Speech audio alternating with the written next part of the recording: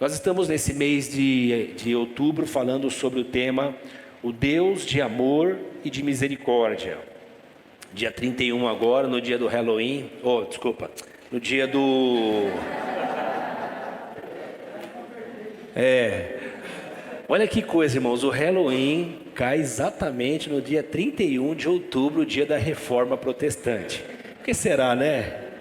Bom, não tem problema, né? Para vocês que curtem Halloween não tem problema.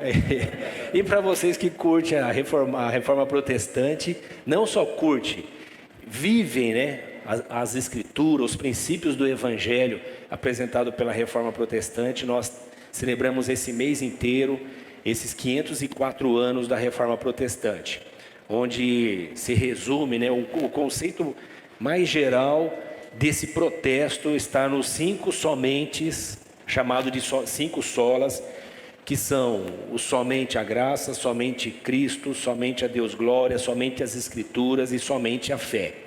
E cada um desses somente tem essa ênfase justamente para chamar a atenção para que a revelação de Deus feita aos homens e a relação de Deus, dos homens com Deus e Deus com os homens, só acontece através de alguns veículos.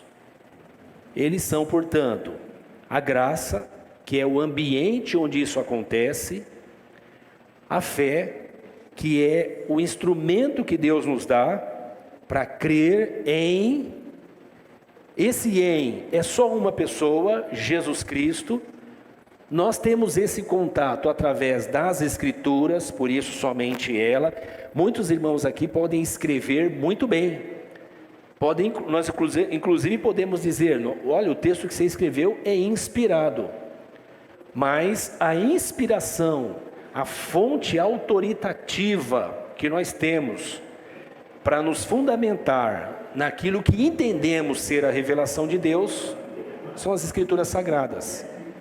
Nós temos aqui esses 66 livros, alguns outros livros que a igreja usava do século I ao século III, que não estão aqui e que nós podemos consultar, mas esses livros são chamados de inspirado, então somente as escrituras. Isso quer dizer que o que eu falo para vocês como pastor, como líder, e isso serve para todos os pastores e líderes que tem no mundo, o que eu ou eles falam para você só vale se estiver aqui. Não é só se estiver aqui, é se estiver coerente com todo o contexto que está aqui. Porque muita gente tira textos isolados do que está aqui para vender, para comprar, para explorar, para comercializar, para roubar. Está cheio de ladrão no Brasil, vocês sabem disso, né? Ladrão que eu digo religioso, treinado, gente especializada em usar a Bíblia para tomar o dos outros o que é dos outros, né? Então, somente as escrituras é o conceito de que a nossa fonte é esse livro. Eu gosto muito do pregador João, o Kleber, né? O Klebinho é uma benção. Adoro ele, mas só serve o que ele falar que tiver fundamentado na inspiração das escrituras. E finalmente, somente a Deus glória. Por quê? Porque tudo isso, todos esses outros somente a fé, somente Cristo, somente a graça e somente as escrituras, isso me leva a dar glória somente a Deus. Não é a nenhuma denominação, não é nenhuma religião, não é nenhum líder, não é nenhuma outra pessoa, somente a Deus glória. E esse mês estamos falando disso e hoje vamos falar especificamente do somente Cristo. E embora todos os anos nós falamos desses somentes, que cada dia se torna mais óbvio para cada um de nós, nós vivemos uma época onde o óbvio precisa ser lembrado o tempo todo, porque o óbvio está sendo substituído por novos conceitos que são mais bacanas, aparentemente mais chiques, aparentemente mais inteligentes. A semana passada eu estava falando disso. Hoje não é inteligente, não é chique, não é bacana, não é contemporâneo você falar Deus. A linguagem acordada é a força, a energia do universo, a energia que vem das forças, não sei de onde vem. Para nós os cristãos é simples, é Deus, é Jesus de Nazaré, e nós continuamos usando essa linguagem. Então hoje nós vamos falar de uma coisa óbvia, que é somente Cristo. A semana passada eu falei do somente a fé. Somente a fé, a chave, tem uma chave que me leva ao caminho, e nós vamos falar desse caminho hoje. Tem uma chave que abre uma porta, e essa porta me põe no ambiente onde eu desfruto do eterno, e nesse ambiente eu descubro que eu não mereço, nesse ambiente eu descubro que não tem nada que eu tenha feito para Ele me amar, nesse ambiente eu descubro que não tem nada que eu faça para que Ele me ame menos, nesse ambiente eu me vejo melhor, não como o humanismo ou o pensamento moderno quer que eu me veja, mas nesse ambiente eu me vejo como de fato eu sou. E não é alguma coisa que me diminui e me deixe num estado depressivo, ao contrário, é uma coisa que me traz autorrevelação e faz eu entender quem eu sou. E quando eu entendo quem eu sou, eu deixo de julgar você. Olha que legal. Quando eu entendo quem eu sou, eu deixo de olhar para você como se eu fosse melhor ou diferente. Nós celebramos a diversidade, mas nós celebramos mais ainda a humanidade, que é onde nós somos semelhantes. E quando eu me vejo, eu percebo como eu preciso de um Salvador. E aí quando eu me vejo, eu percebo que tem alguém acima de mim. Nós chamamos esse alguém de Deus. E aí eu me sujeito a Ele. Eu baixo a bola. Por mais ciência, tecnologia, sabedoria, compreensão, habilidades que eu tenho, vocação, que eu e você, nós humanos temos. Quando nós reconhecemos que é um Deus, nós baixamos a bola. E até para falar o nome dele, nós tomamos cuidado. Não falamos o nome dele brincando, não falamos o nome dele fazendo piada, não falamos o nome dele para preencher espaço de conversa vazia. Nossa consciência nos traz uma reverência, até para falar o nome do nosso Senhor. Então são coisas óbvias que nós estamos lembrando nesses dias. E hoje nós falamos do somente Cristo. Se a fé é a chave que abre a porta, quem é a porta? Se a fé é a chave que abre a porta e me põe no caminho, quem é o caminho? Se a fé que não é minha, eu não produzo fé, eu produzo crenças, eu produzo credulidades, e aí eu acredito no político, eu acredito no pregador, eu acredito na pedra, eu acredito no céu, no sol, no mar, eu acredito na energia que há no universo. Então, ok. Desculpa, irmãos. Aqui tá, eu vou fazer um treinamento aqui. Então, crença é uma coisa que eu produzo. A fé, segundo esse livro aqui, que são as Escrituras, não vem de mim mesmo, não vem de você mesmo. Ela é maior do que eu, ela é maior do que você. Por isso que eu não preciso ter medo. Será que a minha fé vai aguentar? A fé que Deus te deu, ela vai te sustentar até o fim. Porque não vem de você mesmo, vem de Deus. É o que Paulo fala em Efésios. E essa fé é uma chave que faz eu abrir uma porta. Que porta? O próprio Jesus diz que Ele é a porta. Essa porta me leva para um caminho que o próprio Jesus diz: eu sou o caminho. E esse caminho me leva a um fim. E Ele diz: eu sou esse destino. Então Ele é a porta, Ele é o caminho e Ele é o nosso alvo. Só que a religião desconstruiu isso. A religião ensinou que há outras maneiras de você ir a Deus. Por exemplo, você ser gente boa, você ser um cara honesto, você ser um cara do bem. Ora, e que bom eu e você, e todos os irmãos que nos acompanham, e as pessoas que nos ouvem pela internet, que bom, a sociedade agradece, se nós somos bons cidadãos, né, se recolhemos adequadamente, corretamente os nossos impostos, e que melhor ainda se eles são bem utilizados, se somos bons pais, bons filhos, bons cidadãos, enfim, bons amigos. Quem agradece? A sociedade. Eu agradeço. É bom para mim, é bom para minha família, é bom para o lugar onde eu vivo. Mas esse é o mínimo que o ser humano deveria desenvolver para ele mesmo, e não para ele ter mérito para alguma coisa que está para além da morte, porque para além da morte nós não temos controle, ou alguém tem? Nós temos controle para além da morte, irmãos? Não. Então tem que ser alguém que está para além da morte, que nos traz o caminho, para nós acessarmos Ele. Ele quem? Ele que nem conhecemos direito. Quem é Deus? Você conhece Deus? Eu conheço Deus? Será que eu lendo esse livro aqui, estudando ele 20, 30 anos, posso dizer, agora eu conheço Deus? Eu posso dizer isso? Certamente que não. A gente lê as Escrituras, recebe ela, e há uma conexão que a gente não sabe explicar como acontece. Ela se liga em nós. E você diz assim, nossa, esse livro que eu lia, e não fazia sentido, era até chato e sem graça, agora faz sentido para mim. E não faz sentido porque você fez um cursinho, faz sentido porque você recebeu fé, e essa fé me faz crer numa coisa que nem nós sabemos explicar direito. É por isso que a ciência despreza isso, porque a ciência quer coisas que possam ser comprovadas, certificadas, avaliadas, analisadas. Deus não pode ser colocado no microscópio, não pode ser avaliado, analisado, não pode ser estudado. Nós podemos abrir as Escrituras e entender um pouco sobre Ele, e o pouco que a Bíblia fala sobre Ele é o suficiente que eu preciso para reconhecer quem eu sou e como Ele é o meu Salvador. A chave é a fé, mas o caminho é Cristo.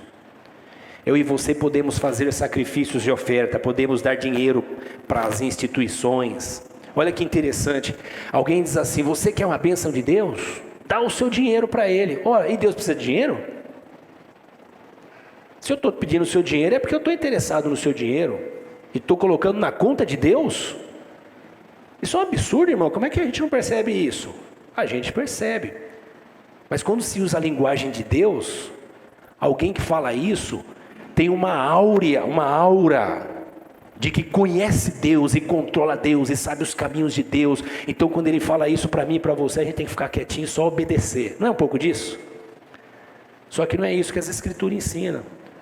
Quando as Escrituras falam de contribuição, que é o que nós acabamos de fazer agora, não tem a ver com Deus, tem a ver conosco, tem a ver com o meu irmão, tem a ver com a necessidade, com a missão, tem a ver com os nossos objetivos, tem a ver com é igual você na sua família, tem a ver com o que se come em casa com que abriga, com a roupa que vestimos, com o lugar que convive, com a nossa convivência como família.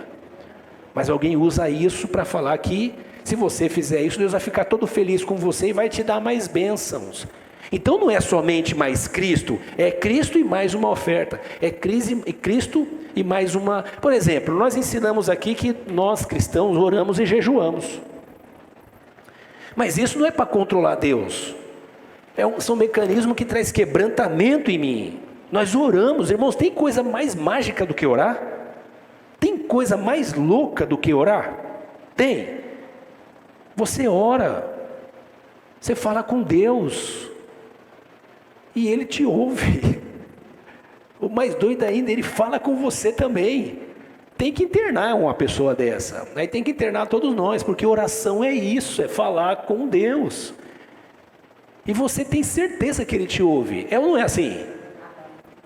Aí alguém fala, não, mas a psicologia ensina sobre isso, tem uma explicação, o psicanálise tem uma explicação, ok, tem um monte de explicação, mas todas as explicações vão até a esfera da matéria, do que se escreve, do que se observa. A fé vai além disso, e nós simplesmente falamos com Deus, e os problemas muitas vezes não são resolvidos, mas você sente-se seguro e em paz.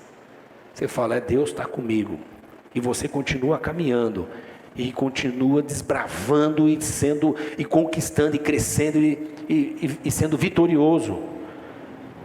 Então o jejum, a oração, as ofertas, tudo isso são instrumentos que nós fazemos, são ferramentas que faz bem para nós, que nos ajuda, nos ajuda a ter disciplina, para práticas que são chamadas de disciplinas espirituais. Mas nada disso move Deus. Deus não nos dá alguma coisa porque eu oro bem, porque eu jejuo muito, ainda que eu e você temos que fazer isso por causa de nós mesmos. Então por que Deus me ouve? Por causa de Cristo Jesus, o seu Filho, e só por causa dele. Amém, irmãos? Amém. Somente Cristo. Aqui todo mundo baixa a bola, aqui todo mundo vira nada de novo, e só tem uma estrela: Cristo Jesus, o nosso Senhor. Ele é a nossa vida, a nossa esperança, a nossa alegria. Isso não é um discurso de religioso, isso é o discurso de alguém que é impactado por Cristo Jesus. Cristo é tudo em nós. Tem uma música antiga que diz: Ele é tudo para mim. Ele é tudo para mim. Ele é o tesouro que eu tenho guardado no peito. Ele é tudo para mim. Amar a esposa, o esposo, o filho, amar amigos e pessoas que são próximas de nós é extraordinário. Mas o amor de Deus supera todos esses sentimentos. Nós podemos perder com angústia, e com tristeza, e com sofrimento, e com dor, e com desejo de morrer, certamente, quando perdemos alguém que amamos, esposo, esposa, filhos, e a gente nem gosta de pensar nisso. Mas com tudo isso nós vivemos, mas não vivemos sem o amor de Deus. Ele é tudo para nós. E quem é o amor de Deus? O amor de Deus foi impactado, foi comprimido. O amor de Deus foi comprimido. O amor de Deus foi envelopado e foi colocado em alguém que nós conhecemos na Bíblia como Jesus de Nazaré. A expressão do amor de Deus está em Jesus de Nazaré. Somente Jesus pode nos salvar, nos dar conexão com Deus. Ele é a porta, Ele é o caminho. Por isso que nós dizemos: nós estamos em Cristo Jesus. Amém? Eu quero orar com você e ler o texto de Efésios. Paulo escreve à igreja de Éfeso no capítulo 1. E eu quero te incentivar a ler lá na sua casa. São 6 capítulos. Curtinho, dá para você ler muitas vezes durante essa semana. E ele é muito rico. E Paulo fala de Jesus. E Paulo, irmãos, ele traz um conceito que expande a nossa compreensão sobre a obra de Cristo na cruz. Lá no Éden nós aprendemos, no Gênesis 1, 2, 3, nós aprendemos que o homem quebrou a conexão dele com Deus, e por causa disso ele foi afetado o relacionamento, o olhar dele para si mesmo, foi afetado o olhar dele para o outro, portanto foi afetado o relacionamento dele com o outro, foi afetado o relacionamento dele com a natureza, com a criação, e foi afetado a relação dele com Deus. Só que mais do que isso, o universo foi afetado, os planetas, as galáxias, toda a criação de Deus que nós conhecemos e que nós não conhecemos, a matéria e o imaterial, que nós chamamos de espiritual, tudo foi afetado com a queda do homem. E Paulo nos fala no livro de Efésios que Cristo Jesus veio pôr em ordem todo o termo usado por alguns teólogos, irmãos, é redenção cósmica. Cristo veio redimir o cosmo. E qual a importância disso? É eu ajustar o meu olhar. Eu entendo que Jesus veio morrer no meu lugar, mas Jesus não veio morrer só no meu lugar. Jesus veio restaurar toda a obra, toda a criação do Pai.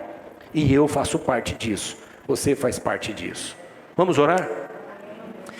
Senhor, nós somos gratos a Ti por esse tempo, por essa oportunidade, pelo dia que o Senhor nos deu, a semana de paz, de enfrentamentos, nos sustentando nas Suas mãos e nos guardando.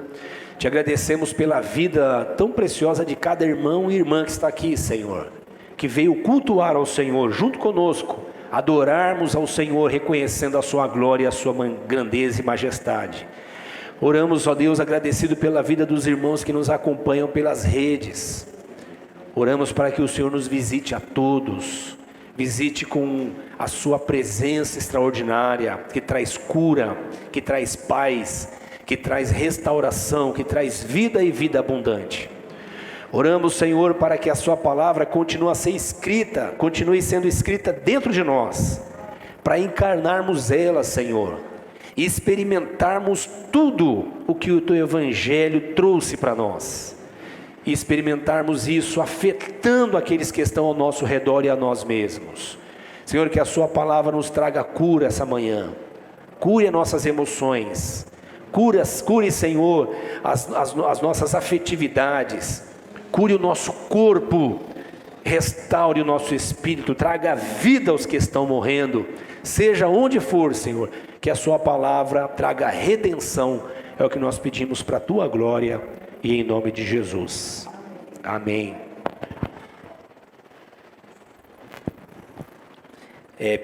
Carta de Paulo à igreja de Éfeso, no capítulo 1, eu gostaria de ler o capítulo 1 ou 2 pelo menos, mas leia lá na sua casa, irmãos, é extraordinário. Eu vou ler só alguns versículos aqui, e nesse recorte que eu vou ler, vocês vão perceber quantas vezes Paulo fala de Jesus, o amado, o Filho de Deus, o ungido. Ele fala de Jesus, por quê? Porque o tema central dos apóstolos é Cristo. O tema central do cristão, irmãos, é Cristo. O tema central da vida do discípulo de Jesus é Jesus. Não é assim? Então, Jesus, ele é onde nós vivemos. E Paulo fala muito disso. Ele diz assim, capítulo 1, verso 1. Paulo, apóstolo de Jesus Cristo pela vontade de Deus. Apóstolo é o enviado. Ele foi enviado por Cristo Jesus, pela vontade de Deus. Então ele já está ensinando para a gente, e Jesus nos ensina isso, que tudo que ele fez, Jesus fez, não fez porque ele quis, fez porque o Pai mandou. Ele diz, alguém pergunta sobre onde está Deus, os discípulos perguntam, o próprio Jesus fala, eu estou com vocês o tempo todo e vocês perguntam onde está Deus? Ele fala, tudo que vocês veem eu fazer, tudo que vocês ouvem eu falar, eu só faço e falo porque o Pai me mandou. Ele está dizendo, eu sou o servo que Isaías profetizou, o servo fiel, o servo sofredor. Jesus é Deus, não é um deusinho, ele é Deus, mas para cumprir a missão ele vem como servo.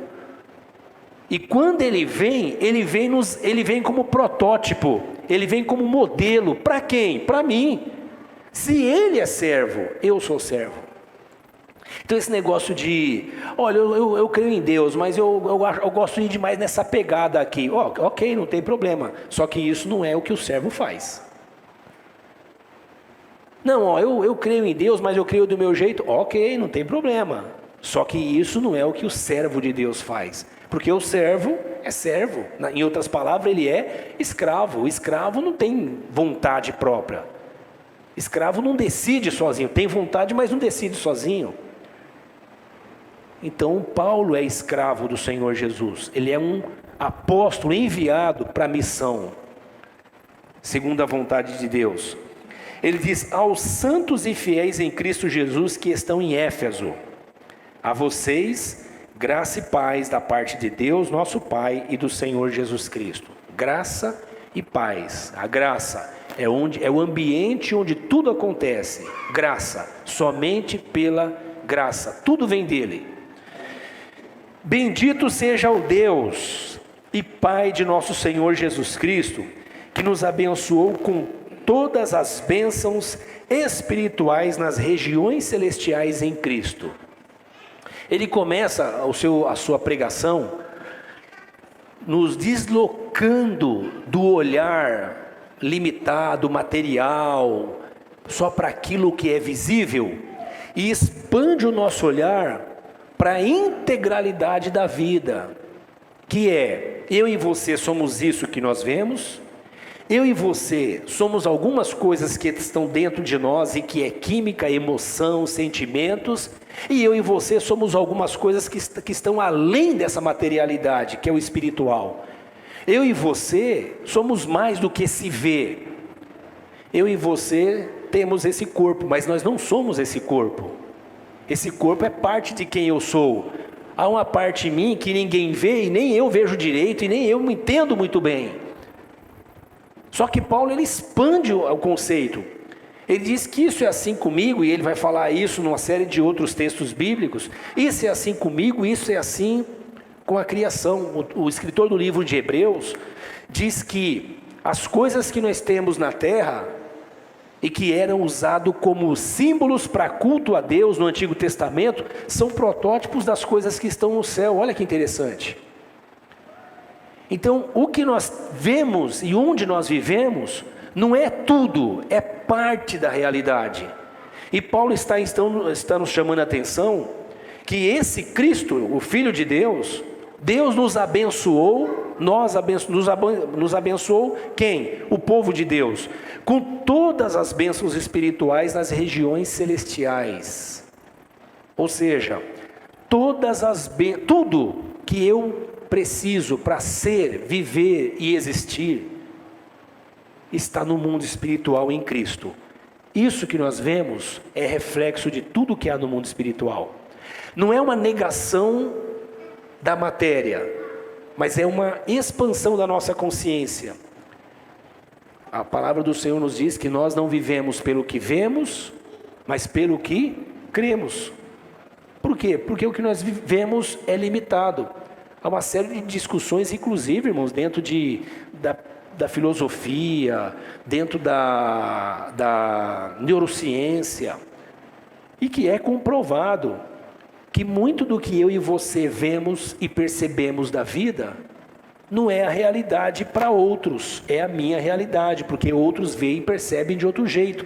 Como os jovens estavam falando ontem, é como se tivesse um multiverso, vários universos acontecendo, onde cada um vive o seu universo. Se cada um vive o seu universo, qual que é o universo real? Paulo está dizendo que o protótipo está no mundo espiritual. E todos nós fomos abençoados em Cristo Jesus, nas regiões celestiais. Isso quer me dizer, irmãos, que eu não preciso fazer mais nada, não tem sacrifício para eu fazer, não tem esforço para eu fazer, não tem nada que eu possa fazer, que eu precise fazer para alcançar algo de Deus que não esteja em Cristo. Tudo está em Cristo.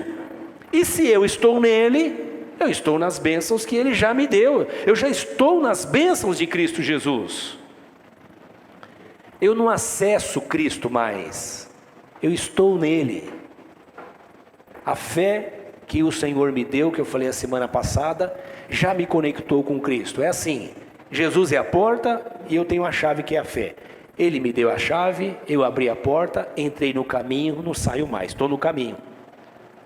Estou imperfeito? Estou. Tropeço e erro? Sim. Caio e me levanto? Sim. Faço besteira e acerto? Sim. Mas tudo isso agora acontece em Cristo.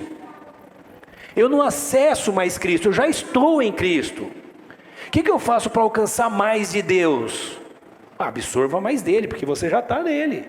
Ele é o caminho. Ou você está no caminho, ou você não está no caminho. Se você não está no caminho, Jesus é a porta. Ele está dizendo: vinde a mim, você que está cansado e sobrecarregado, e eu vou aliviar a vida de vocês. Mas para quem está em Cristo, já está em Cristo. E Paulo está dizendo: nós já fomos abençoados com toda a sorte de bênção espiritual em Cristo Jesus. Eu só preciso desfrutar disso. É como alguém que tem um celular, é um exemplo bem até tosco, né? Mas eu vou usar ele. Você tem um super equipamento smartphone, mas só usa ele para fazer ligação. Ok, ele serve para fazer ligação, mas você pode fazer 1 milhão de coisas com ele. Então eu lembro de uma ilustração de um viajante que pegou um transatlântico e fez uma viagem. Ele era pobre e ele comprou uma passagem com muito sacrifício e fez a viagem toda. E naquela viagem ele comprou lá pãozinho e passou lá, colocou os recheios dele e falou: pronto, isso aqui é para minha viagem. E aí foi viajando, um mês viajando e um mês comendo aquele lanche. No começo o lanche estava maravilhoso, com o decorrer da viagem aquele lanche foi ficando ruim, duro, sem graça, azedo. E todo dia, a hora que tocava o sinal para todo mundo ir se alimentar, ele corria para o quarto dele, ia lá pegar o lanche dele, que no começo era bom e depois foi ficando murcho, e comia o lanchinho dele. No final da viagem, quando ele vai sair, uma das pessoas, dos camareiros lá que estão cuidando de todo mundo, encontra ele e fala: posso te fazer uma pergunta? Ah, claro, já com aquela cara abatida, né? A viagem que era para ser fantástica se tornou uma viagem de muitas visitas ao banheiro. E aí o camareiro falou: mas me chamou a atenção que toda vez que batia o alarme para ir almoçar e jantar, você ia para o seu quarto. Você não gostava da comida? Aí ele: não, ninguém nos ouça, rapaz, aqui eu só tinha dinheiro para passagem. E não tinha dinheiro para as comidas, então eu fiz o meu lanche todo dia, ia comer. O rapaz falou: você não sabia que no preço da passagem já estava toda a alimentação da viagem? Olha que coisa. Então é alguém que está em Cristo, mas não vive no centro do Evangelho, vive nas margens do Evangelho, vive passando aflições e angústias e sofrimentos que não precisariam sofrer, ou não seria com tanta intensidade se conhecesse a Cristo. Paulo está dizendo: nós fomos abençoados com toda a sorte de bênção espiritual em Cristo Jesus. Somente Cristo, irmãos. Não tem nada para você fazer, é Cristo.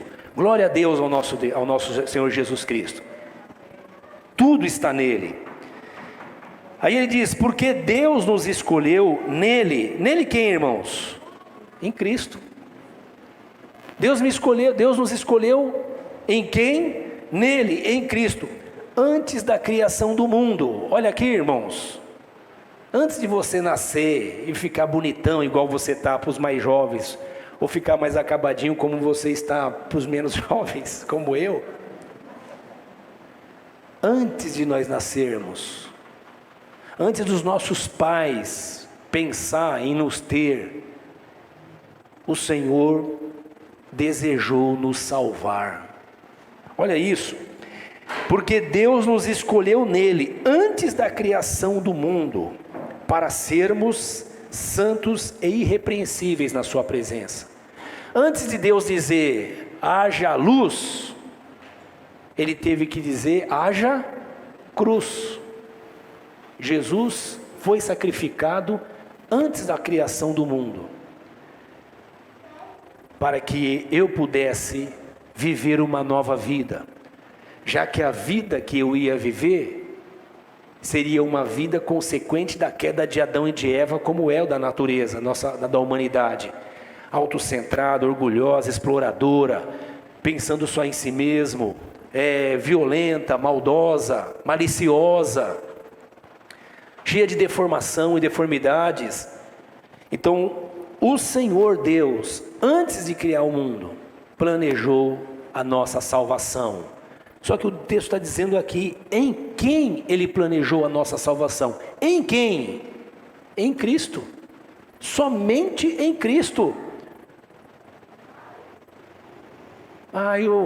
Eu sou cristão porque nasci num berço evangélico, na minha casa todo mundo é evangélico, então eu também sou. Ok, se é assim, você ainda vai ter um encontro com Jesus. Porque filho de peixe, peixinho é. Filho de crente, crentinho não é. Tem que nascer de novo. Tem que ser alcançado por Jesus. Mas então, pastor, não tenho que ensinar meus filhos? Claro, nós levamos eles a Cristo. A gente sempre diz aqui, né, Vivi, que é mais desafiador, é mais fácil levar a criança ao culto do que levar ele a Cristo. Porque levar ele a Cristo tem a ver com levar ele a um lugar onde nós vivemos. Levar ele a um lugar onde nós experimentamos a vida. Esse lugar é Cristo. Em Cristo nós somos o que somos. Em Cristo nós fazemos o que fazemos. Nós fazemos o que fazemos e somos o que somos por causa de Cristo. Se o que eu faço e o que eu sou não está em acordo com o que Cristo é, eu preciso olhar de novo para as Escrituras. mas só há Cristo na minha jornada e na sua jornada. E Paulo agora vai explicar que nós fomos salvos, predestinados por Deus em Cristo, com um propósito. Qual o propósito? Ele vai dizer aqui, sermos santos e irrepreensíveis. Olha, irmão, por mais gente boa que eu e você sejamos, por mais certinho, por mais, corretinho que eu e você sejamos, a própria Bíblia diz que o padrão de bondade, de justiça ou de moralidade humana diante de Deus é como se fosse uma fraldinha usada pelo bebê. Estou usando essa analogia, que usei a semana passada. É uma coisinha fedida, desprezível. Então como que eu vou ser santo? Como que eu vou ser irrepreensível? E aí Paulo está dizendo que essa é a obra redentora de Deus em nós. Quando Deus olha para mim, irmãos, se Ele olhasse para mim, o Moisés, imperfeito que eu sou, Ele não me ouviria.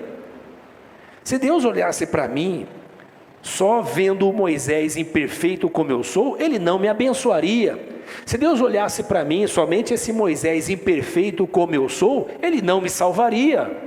Mas então por que Ele me abençoa, me ouve e me salva? Porque Ele me vê em Cristo Jesus. Jesus é a lente pela qual Deus me vê. Por isso que a Bíblia chama o povo de Deus de santo. Não é porque não erra, mas é porque está em Cristo. É porque está num caminho. Jesus é o caminho, irmãos. Eu entro nesse caminho e eu estou caminhando nele. E a cada dia eu vou ficando mais parecido com Ele. Essa é a obra dele em nós. Já voltamos nisso. Ele diz assim, versículo 5: em amor nos predestinou para sermos adotados como filhos por meio de Jesus Cristo, conforme o bom propósito da sua vontade. O bom propósito da vontade de Deus é esse: para eu e você sermos parecidos com o Filho dele, Jesus Cristo. Ele nos adotou. Sabe o que é adotar? É fazer aquela pessoa ter a sua, se tornar seu, sob os seus cuidados, recebendo tudo o que é da sua natureza, tudo o que é da sua herança. Ele se torna seu filho. Há um filho que é o legítimo, que é perfeito, que é santo, que agradou ao Pai. Um filho. O nome dele é Jesus Cristo. E todos os outros, que somos nós, fomos sendo adotados por causa desse filho. Então quando ele diz assim, em amor nos predestinou para sermos adotados, esse amor é o próprio Cristo. Cristo é o amor de Deus. A expressão de Deus para a humanidade é Cristo. Deus é amor. Maravilha! E onde eu vejo o amor de Deus? Em Cristo. O amor, a expressão máxima, a revelação máxima do amor de Deus está em Cristo Jesus. Paulo vai nos falar aqui sobre plenitude dos tempos. A plenitude do tempo é o tempo onde Jesus veio, a revelação de Deus. Deus virou gente e veio habitar entre nós. Nesse amor, Ele nos fez filhos. Deixa eu te falar uma coisa: não é possível ser filho de Deus sem Jesus. Maria, José, Barnabé, João, Paulo foram homens extraordinários. Todos os santos da Bíblia foram homens extraordinários, mas sem Jesus eles não foram ninguém. Eu e você podemos ser gente boa, bem educado, bem formado, nunca matamos, nunca roubamos, fomos para a escola, fazemos as coisas certinhas, nunca desobedecemos pai e mãe, certo? Sempre correto, fazendo as coisas certinhas. Cristo fosse um certificado dado por Deus, e em Cristo foi colocado o meu nome também, Moisés Tenório Barreto. Agora eu sou filho de Deus. João fala assim: ele, Jesus, veio para os seus, mas os seus não o receberam. Mas os que o recebeu, foi dado a eles o poder de serem feitos, tornados filhos de Deus. Paulo chama isso de adoção. Nós fomos adotados por Deus em Cristo Jesus. Eu sou filho de Deus. E eu não sou filho de Deus porque eu sou bom. Eu sou filho de Deus porque Paulo está escrito aqui. Paulo aprendeu isso de Jesus, que ele decidiu me chamar e me adotar. Quem é adotado normalmente? É adotado por conta da intenção dos pais ou da intenção de quem é adotado? Hoje leva-se em conta o interesse de quem é adotado, mas a decisão inicial vem de quem adota. Senão a pessoa vai querer ser adotada e vai continuar lá. Alguém diz: eu vou adotar alguém. Quem escolheu Deus? Não foi eu. Jesus é que ensina isso para nós. Não foi vocês que me escolheram. Eu é que escolhi vocês. Então não tem esse lance de: meu, não sei como é que você não entende. Acorda. Jesus é o Salvador. Eu vou bater na sua cabeça. Não faça isso. Faça o que fizeram com você. Pregue só o Evangelho, não pregue religião, pregue só o Evangelho, e deixa que o Espírito Santo vai adotar essa pessoa como adotou você, e você vai se tornar filho. Fomos adotados em amor. Quem é o amor de Deus? Jesus. É o amor que me faz ser filho, e é o amor que me dá o desejo de viver como filho. Filho tem o jeitão do pai. Filho tem a natureza do pai. Nós recebemos transfusão de sangue, irmãos. Transfusão de DNA. A linguagem aqui está só de analogia. De Cristo Jesus, para ficarmos parecidos com Ele. E isso para o louvor da sua gloriosa graça, a qual nos deu gratuitamente no amado. Deixa eu falar brevemente sobre isso. Isso tudo que eu falei é para o louvor da sua gloriosa graça. Que graça? Somente a graça, a maravilhosa graça. A graça que me ensina que tudo que Deus faz, ouça aqui, irmãos, a graça me ensina que tudo que Deus faz a meu favor, não é porque eu movi Ele a isso, é porque Ele quis. Você entende isso ou não? Vocês que têm filhos, né? Ou que têm sobrinhos, os adultos, né, que amam a criança. A gente ama eles porque eles fazem alguma coisa? Você só ama. Não depende deles.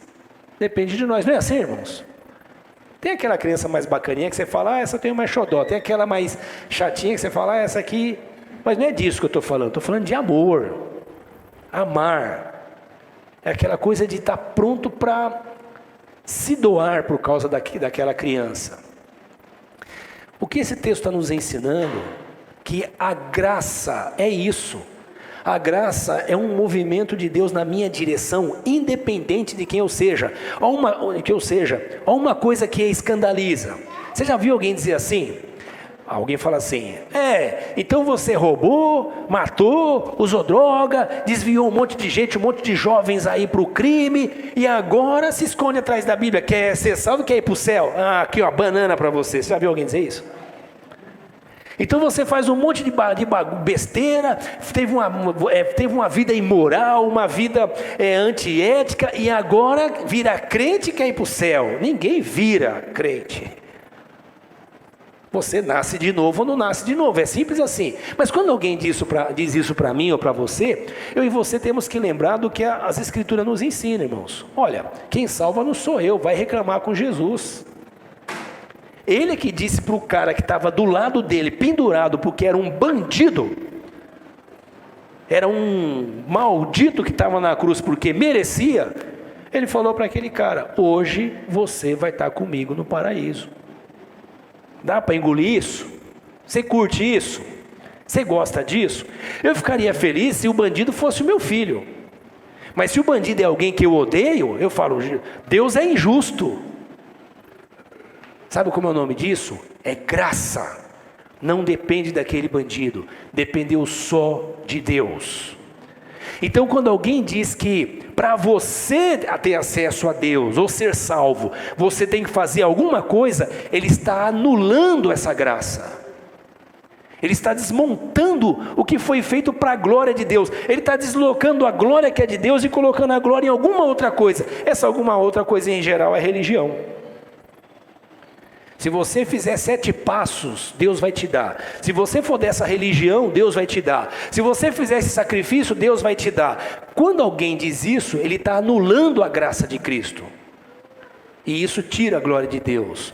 Paulo está dizendo que essa grande obra de redenção que o Senhor fez a nós, nos tornando filhos de Deus por adoção, é para a glória da graça dele. Por isso que nós viemos ao culto e viemos adorar o Deus de toda a graça. É por isso que nós dizemos graça e paz, porque nós entendemos que tudo é por graça. Eu sei que tem gente que fica bravo com isso. Então não tem que fazer nada? Não, você pode fazer o tanto de coisa que você quiser, mas que isso não resolve, não resolve. Você já viu alguém doente e você orou pela pessoa e a pessoa não foi curada? E você orou e jejuou, e fez a campanha, e fez a cruzada, e fez a corrente, e fez a caminhada, e você fez tudo isso e não deu certo. Já aconteceu isso com você? E tem aquela hora que você vai orar por alguém e você não está bem, você está cansado, está de cabeça cheia, está nervoso, e a pessoa fala, mas eu quero que o senhor ore. Tá bom, então vai chorar para você. Deus abençoe essa peste aqui, salva logo essa desgraça, cura. E daqui a pouco a pessoa fala, Deus fez um milagre na minha vida.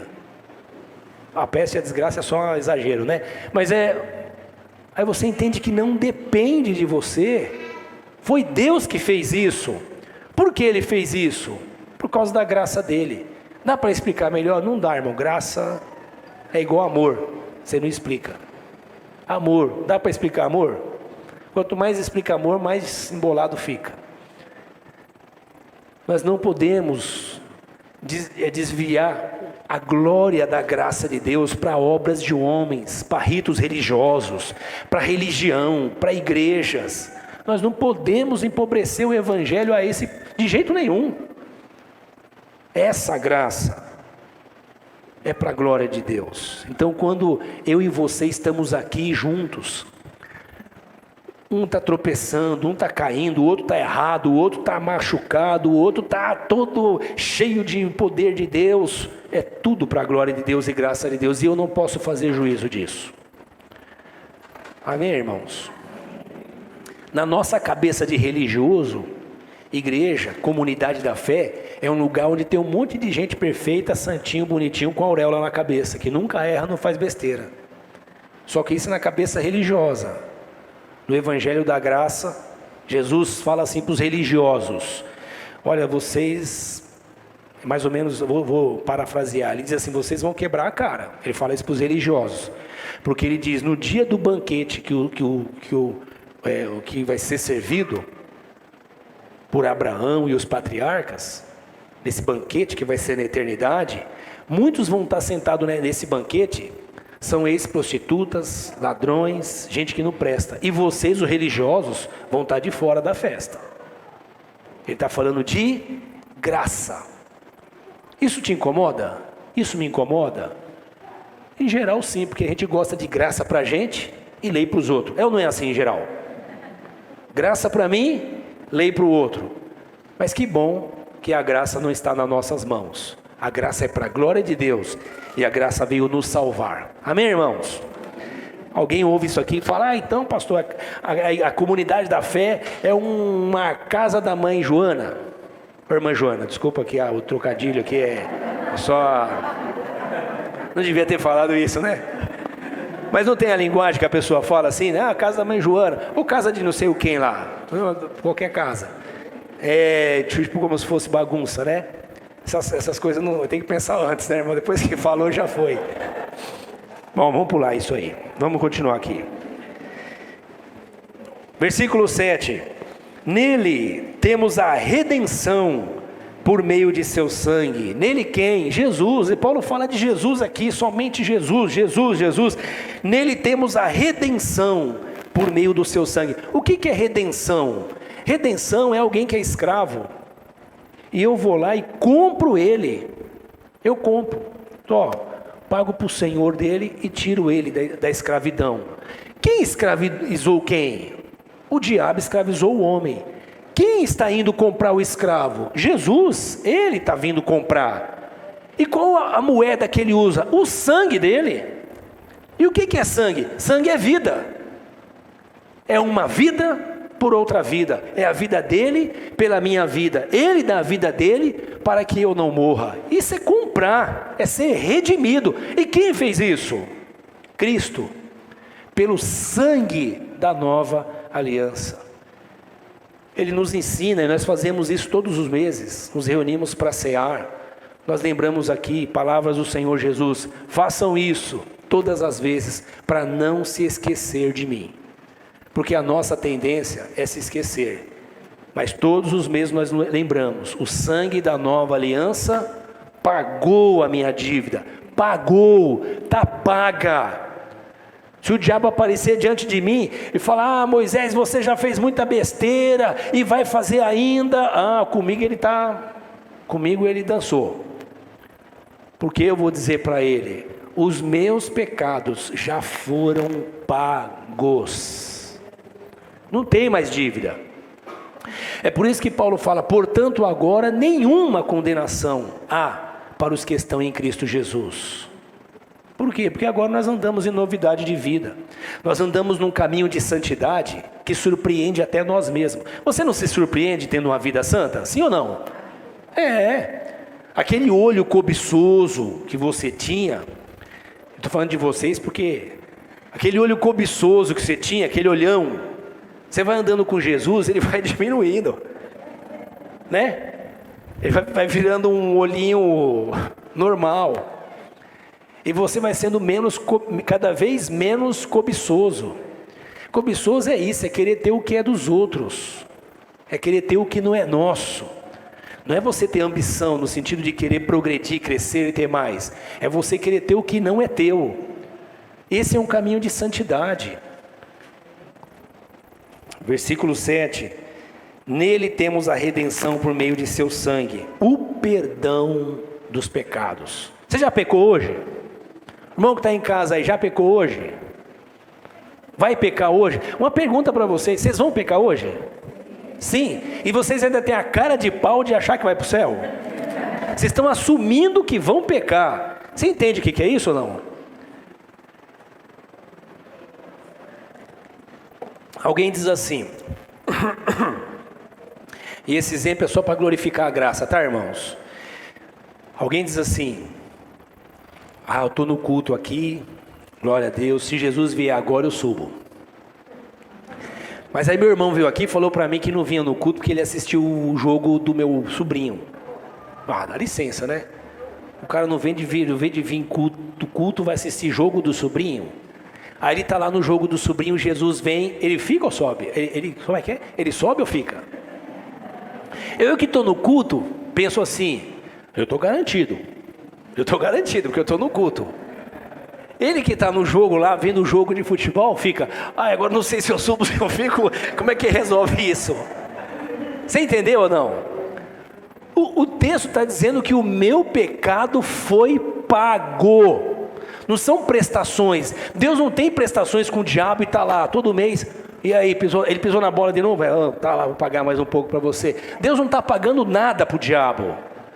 Ele veio e me comprou, e escravizou Satanás, e me trouxe liberdade. Agora eu sou livre. E se Jesus vier agora, eu estou no culto, eu estou com ele. E se eu estou na praia, de sunguinha, mergulhando, poxa vida, né? Se eu estou namorando, se eu estou no cinema, se eu estou jantando, almoçando, se eu estou... Meu pecado está pago. Isso é a graça, isso é a fé, isso é o somente Cristo. O sangue de Cristo é suficiente ou não é? Se não é, não é o Cristo da Bíblia. Se é o Cristo da Bíblia. E se é suficiente, a minha dívida está paga. Amém, irmãos? Eu não venho para o culto para Deus me dar mais, eu venho porque eu reconheço o favor dEle. Eu quero estar com vocês, eu quero adorar o Senhor. Eu quero glorificar a Deus. Mas tem dia que eu glorifico a Deus com a minha família, sentado, passeando com eles, jogando bola, vendo televisão, ajudando a arrumar a casa. Nós glorificamos a Deus na vida. Somente Cristo nos dá isso. O sangue, a qual Ele derramou sobre nós, com toda a sabedoria e entendimento, e nos revelou o mistério da sua vontade, de acordo com o seu bom propósito que Ele estabeleceu em Cristo. Deus tinha um propósito e Ele estabeleceu em Cristo. Deus tinha um plano e Ele estabeleceu esse plano em Cristo. Somente Cristo. É como se tivesse um plano, um planejamento. E esse plano foi feito em cima de um material. Esse material é Cristo. O plano é feito em Cristo. O plano é Cristo. Qual que é o plano? É Cristo. Qual o plano da sua vida? Cristo. Eu me planejo, eu me organizo, eu estabeleço meta, eu traço rotas, mas a minha vida acontece em Cristo Jesus. Somente Cristo. Vocês não acham que isso é libertador, irmãos? Quando alguém vem buzinar na sua cabeça, está debaixo de maldição, eu lanço maldição na sua cabeça. Hoje tem um monte de líderes fazendo isso, né? Teve uma família, né? E quando veio aqui, recebeu maldição do lugar onde ele saiu. Você está debaixo de maldição. Que macumba evangélica, não evangélica, não serve para nada, hein? Macumba o quê? Macumba gospel, olha isso. Macumba gospel, nós estamos em Cristo. Eu estou no plano de Cristo, não tem a ver comigo, tem a ver com Ele. Quem é alguém para lançar maldição sobre mim? Cuidado com macumba, cuidado com olho gordo, cuidado com encruzilhada. Mas nós estamos falando de Cristo, irmãos. Nós estamos nele. Nós não temos o que temer. Só vamos buscar a luz dele para andar na vida, porque o resto está feito. Amém? E nos revelou o mistério da sua vontade, de acordo com o seu bom propósito que Ele estabeleceu em Cristo. Isso é, de fazer convergir em Cristo todas as coisas. Olha aqui o conceito de redenção universal. Isto é, de fazer convergir em Cristo todas as coisas, celestiais ou terrenas, na dispensação da plenitude dos tempos. Imagine que na história, irmãos, desde a criação da terra até o fim dos tempos, imagine que nesse período fosse um gráfico, né? E tem uma linha que sobe e desce. Essa linha que sobe seria a plenitude dos tempos e depois ela se encerra. Ou para ficar melhor seria assim e ela se encerra, né? A plenitude dos tempos seria o tempo que Jesus veio. Quando Jesus nasceu em Belém, nasceu em Belém. Quando Jesus nasceu em Belém, é a plenitude dos tempos. Por que plenitude dos tempos? Chegou a salvação, chegou a mudança, chegou a redenção. A história agora é mudada. Que história? Daqui para frente? Não, toda a história. Tudo que foi criado é restaurado em Cristo Jesus. Cristo estabelece a plenitude dos tempos e os apóstolos nos ensinam, e Ele mesmo nos ensina, que depois dele são os tempos do fim. Então, para quem está pensando no Apocalipse que vai acontecer não sei aonde, ajusta aí as suas contas, o seu relógio, porque nós já estamos no fim. Jesus já veio e nós já vivemos, e em Cristo Jesus há uma restauração universal, há uma restauração de todas as coisas que há no céu, na terra e no mundo espiritual. E isso é feito somente em Cristo. Em Cristo, Deus faz convergir todas as coisas. Versículo 11, para encerrar: nele fomos também escolhidos, tendo sido predestinados conforme o plano daquele que faz todas as coisas segundo o bom propósito da sua vontade. Por que Deus te salvou? A vontade dele. Não é porque você é bom. Não, é que Deus viu que eu era um cara, ia ser um cara bom. Deus viu que eu ia ser um cara gente boa e Ele olhou no futuro e falou: esse vai ser bom, vou salvar isso aí. Ó, se a gente já ia ser bom sem Ele, não precisava dele para ser salvo. Ele nos salvou, diz a palavra. Deus nos amou. Deus entregou o seu Filho Jesus, que morreu por nós quando nós ainda éramos pecadores, ou seja, feitores de besteira, autodestrutivos. Deus nos amou nessa condição. Deus não espera você melhorar para te amar, para te salvar. Não, eu quero servir a Deus, mas deixa eu deixar as drogas. Então deixa sozinho, vive, então tá bom, resolve a sua vida. Se você quer deixar primeiro as drogas, o erro, o engano, a prostituição, a mentira, a vida promíscua, para depois vir para Jesus, não vem, você já resolveu tudo. Jesus veio para os doentes, para o pobre, para o necessitado, para o desgraçado, para o que está na miséria. Para quê? Para nos redimir e nos dar uma nova condição. Nele fomos escolhidos, tendo sido predestinados conforme o plano daquele que faz todas as coisas segundo o seu bom propósito, a fim de que nós, o que primeiro esperamos em Cristo, sejamos para o louvor da sua glória. Quando vocês, e eu encerro aqui, quando vocês ouviram e creram na palavra da verdade, o evangelho que os salvou, vocês foram selados em Cristo, com o Espírito Santo da promessa. Você recebeu Jesus, você foi selado. Selo é de identidade, é de propriedade, é de certificação.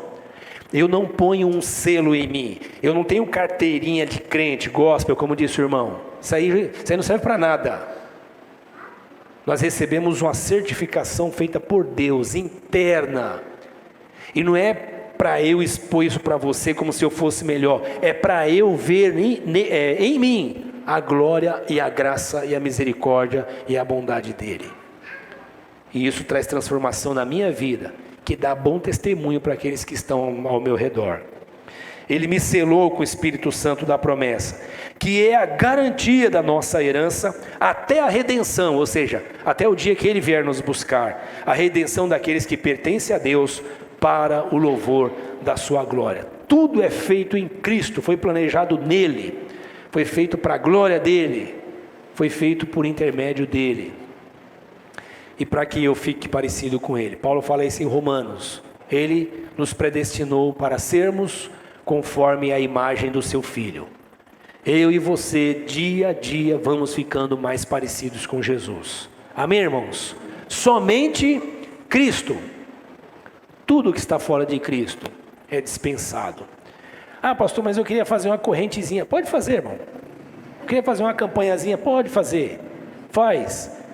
Pastor, quero fazer 7 dias de jejum, faz, 20 dias, 40 dias, faz, fica à vontade, na graça você fica à vontade, só não põe isso como regra, e só não diga que essa é a chave, e só não diga que esse é o caminho.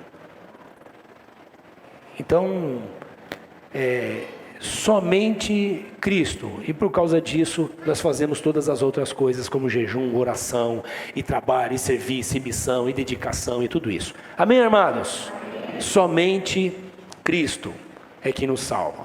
Você está salvo em Cristo Jesus? Amém. Amém. Ele me salvou. Pode vir, Jesus. Alguém diz assim: eu não sei se Jesus vier hoje, eu não sei como é que eu estou. Bom, aprenda as escrituras. Se você estiver em Cristo, deixa Ele vir, porque Ele vem para te buscar, certo? Vamos orar, irmãos? Glória a Deus. Pai, nós te louvamos, agradecidos pela luz da sua palavra, que espanta a escuridão dos discursos religiosos e humanos, e também materialistas e cientistas, pois nos coloca, Senhor, nessa condição de consciência do que o Senhor fez por nós. Só dependeu do Senhor, não teve a ver com nada que nós fizéssemos, teve a ver com o Senhor mesmo. Obrigado por nos chamar. Não há mérito em nós, não há nada, Senhor, que nos credencie para sermos transformados como teus filhos, para sermos adotados como seus filhos, para sermos chamados para ficarmos parecidos com o teu Filho Jesus. Não há nada em nós que nos credencia isso, senão a sua graça, senão o seu plano de nos adotar, feito em Cristo Jesus e somente nele. Obrigado, Senhor, pois em Cristo nós estamos seguros, estamos seguros. Em Cristo nós estamos salvos. O Senhor é o nosso Salvador. Em Cristo podemos orar e falar das nossas angústias e tristezas e fraquezas e tropeços e desejos e limitações. Em Cristo nós podemos ser quem nós somos, totalmente expostos, porque o Senhor nos conhece. Obrigado, Senhor, porque em Cristo Jesus nós nos descobrimos e descobrimos em nós o que não sabíamos. Obrigado porque em Cristo Jesus nós vemos o que ainda não somos, mas o que o Senhor nos chamou para sermos. Obrigado, Senhor, porque em Cristo Jesus nós podemos ter muito e ter pouco, ter abundância e passar necessidade, compartilhar o pão e até passar fome. Nós podemos todas as coisas em Cristo Jesus que nos fortalece. Obrigado, Senhor, porque em Cristo não há condenação. Satanás não tem poder, nem direito, nem força, nem autoridade sobre nós, porque estamos em Cristo. Obrigado, Senhor, porque isso nos ensina como devemos no sentido de reconhecer a sua misericórdia. Obrigado por nos encontrar, obrigado por nos salvar, obrigado por nos abençoar com toda sorte de bênçãos espirituais em Cristo Jesus. Ele é o nosso fiel depositário, Ele é a nossa dispensa, nosso médico. Obrigado por ser o nosso advogado, obrigado por ser o nosso guia, a nossa luz, o caminho, a porta. Obrigado por ser o nosso destino, Senhor. Nós te louvamos por Cristo Jesus, o nosso Salvador. Amém. Graças a Deus. O Senhor seja louvado, irmãos. Louvado seja Deus. Que bom estarmos em Cristo Jesus. Somente Cristo.